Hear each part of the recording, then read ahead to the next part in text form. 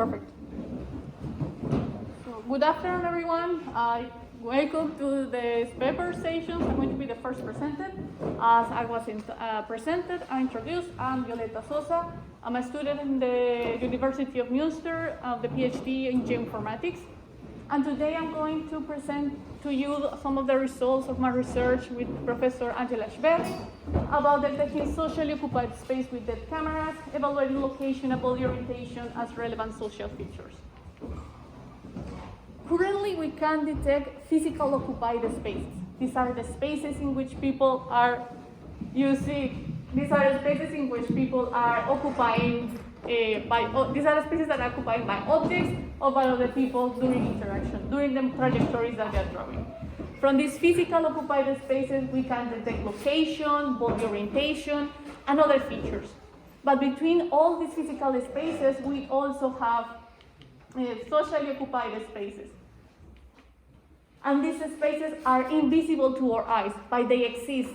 And we are conscious of them because of the social constraints that we have. So how can we detect, or how can we also draw attention to the socially occupied spaces?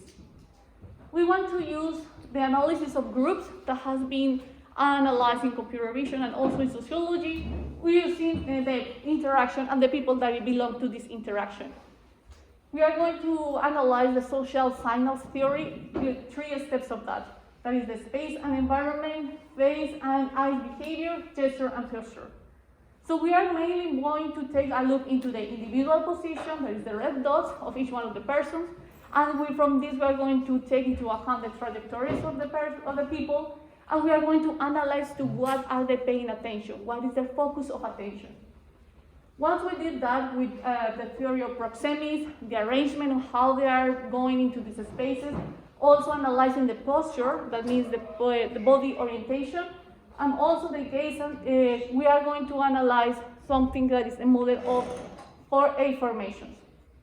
So A formations from the sociology has been analyzed and created as a model to analyze group interactions.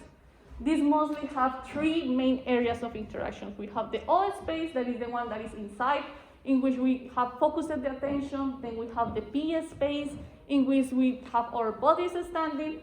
And then we also have the R space, this is called also the transactional space. And this in transactional space, people can get in or can get out of this interaction. And as we can see here, we have 3 bodies that have oriented the body, the shoulders, but also they change the orientation of their heads.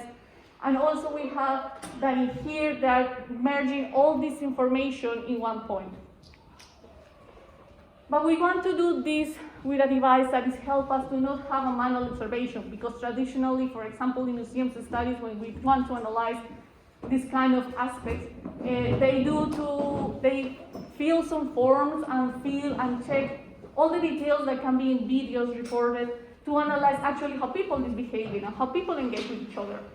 We also want a simple design and setup. And we set this setup because we can have different cameras and so on, but this is going to record the video of the people, and we don't want to get into the privacy concern. Also, if we have the devices that are in the body of the people, these are going to be obtrusive. They are not going to let the human, to the person, to the interactants to be interacting naturally. So they are going to be conscious that they're being vigilant, and that's going to change the way they're interacting. And we want to have the most natural behavior. We want to propose to use depth cameras. In this case, we're going to use the Kinect by 2 camera. With this depth camera, we can extract the skeleton joints, the skeleton information of each one of the individuals that are in the scene. We want to use especially the upper limbs information, that is the shoulders, and the shoulder center, and the spine. With this information that is extracted from the skeletons, we are going to derive the location of the people, and also we want to analyze if we can extract the body orientation. Here we have an example of what we want to achieve. When people are interacting with an exhibition, in our case, we are going to be able to extract only the skeletons. We don't have any information about the user, but we have a lot of information on how their body are behaving. So with this, we want to analyze the orientation, evaluate the body angle and accuracy with the sensor. We want to analyze which points can we identify with this. And also we want to see if the use of this information is going to be helpful to identify and detect groups. Our experiment design and setup includes a camera that is mounted in a high structure, and then we're going to evaluate 8 different body orientations that are going to be related towards the camera, giving the back to the camera, or being orthogonal to the camera. For analyzing how they behave in this field of view of the camera, we're going to draw 4 different patterns. When we do so, we can see here in the video that the person is going to be moving in each one of the points that we derived, and the camera is going to be detecting the face. But we don't save information about the person when we detect the face. It's just a binary information. We want to see if it was detected or not. We run the experiment with 1 person and with 2 people as well. So we have more information about how it's going to behave with several people in the scene. When we have this information, we collect all the data that was generated by the camera. We extract 2 data sets, the skeleton data and the scene data. With this information and only with the joints, we are going to analyze if we can reconstruct the trajectories. As we can see here in the yellow and the blue patterns, we can see that with the shoulders and with the spine, we're able to identify the location of the people adequately, and we can draw the trajectory of how their bodies are moving. Also, the arrows will tell us the orientation of the people or how they were behaving, and that worked very well.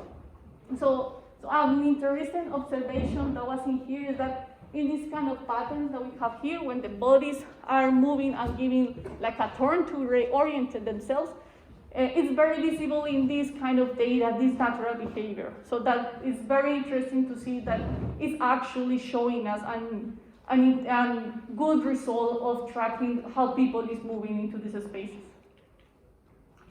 The highest accuracy that we managed was in the orientations that are frontal to the camera and completely back to the camera. We have accuracy for both configurations higher than 87% and 78% correspondingly. But for some orientations, we have low accuracy. And these ones are the ones that are orthogonal to the camera and with back diagonal orientations, with only 66% of accuracy and less. So we wanted to see how was this result possible. We did a temporal analysis. We checked each one of the videos that we took, we checked the data, and we checked the temporal analysis. So we did a spatial temporal analysis. With this spatial temporal analysis, we were able to see that there were some peaks in the information. And these peaks in the information were related more to this aspect that I told you, that we can see how the body is rotating in one of the legs. So when the body is doing that, the camera sometimes cannot read both shoulders, and that is going to cause an error, that is going to make a spike. But this spike is not so relevant because we are taking data every 200 milliseconds. And because a body most likely is not going to be able to jump in orientation in such a period of time, we did an interpolation in these points.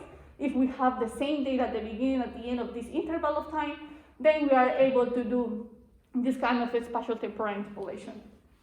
Other information that we noticed in the video is that when we are in the borders of the camera in the field of view, because it's a triangle, also there are going to be some errors there. And then we need to be very careful when we characterize the data there. Usually the observations that we have from this camera is that when we are too much to the border of the camera, some information can get lost. But actually for this kind of experiment, 4.5 meters up to 5 meters was perfect. Once we did this correction, we found out that we can have accuracy greater than 90%, and also we were able to retrieve 6 of the body orientations that we were evaluating, which is a good result for our research.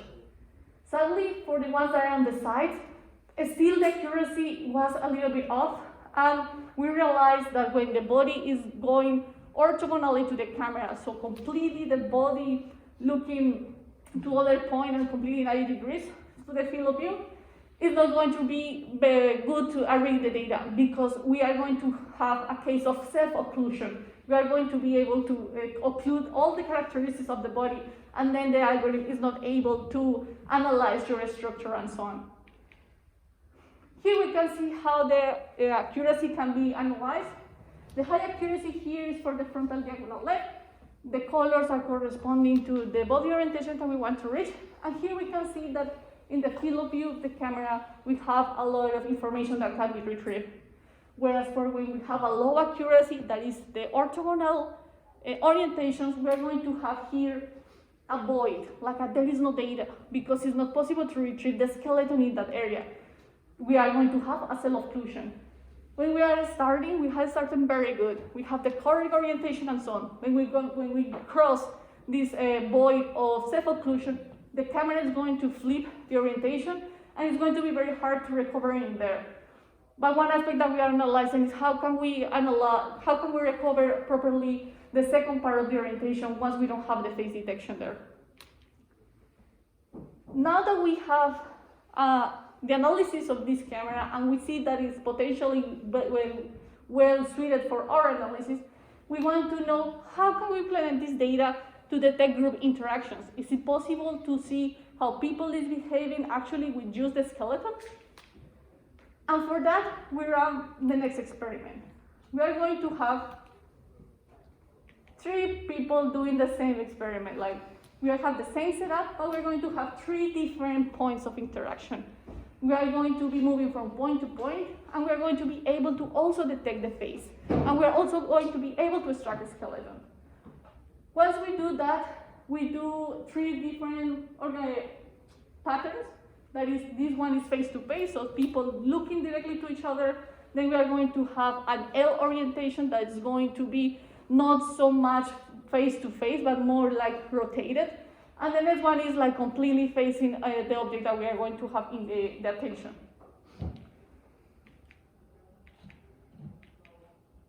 When we do that, we run a new algorithm that is about the group detection algorithm. When we run this algorithm, we analyze with our skeleton data the location points. These location points, remember, is only about the spine that we have extracted from the skeleton data. And according to the time that the stop was identified, we are going to decide, okay, in this moment, the person was stopping. Also, we analyze now height proxemics. That is the theory of how close people how close the people behave to each other in terms of distance. Height proxemics tell us that we are engaging in a conversation, in a personal conversation, only if we are at 1 meter, 1.5 meters. So maybe that is going to be telling you from where the COVID distance is going on, for why 100.5 meters, 1.5 meters, and that is the reason, because height proxemics. And once we have that, we have also derivated the field of view, because we have now the body orientation, and from that, we can decide towards what the people are looking at.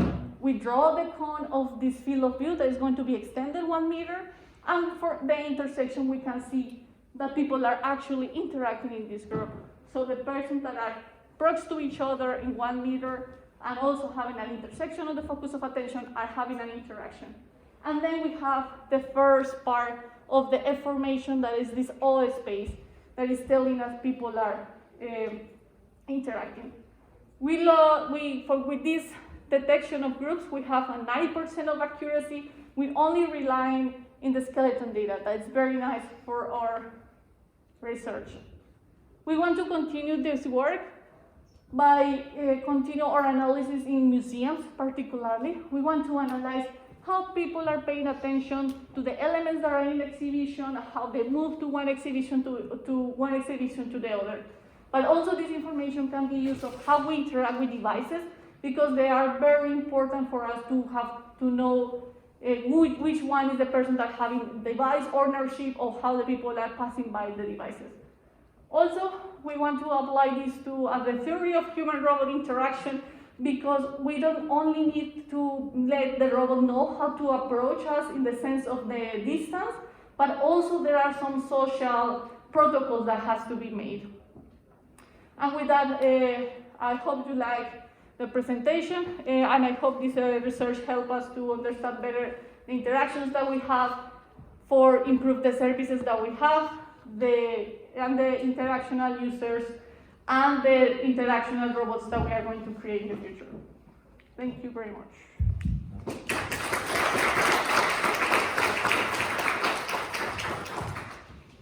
Thank you very much, Violeta, for this